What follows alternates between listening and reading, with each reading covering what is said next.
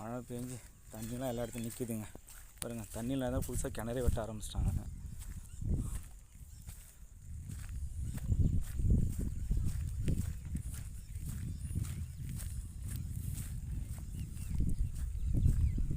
இந்த மாதிரி கண்டினியூஸாக ஒரு மழை இருந்துச்சுன்னா பரவாயில்ல.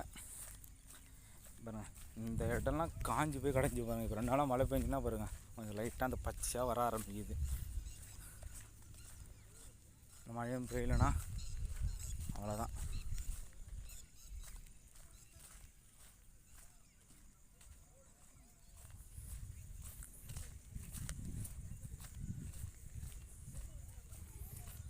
பாரு மாட்டுக்கு புல்லுலாம் சுத்தமாக இல்லைங்க. இதனால் கொஞ்சம் வந்துடும். மாடு புல்லு கொஞ்சம் பரவாயில்ல, நல்லாயிருக்கும்.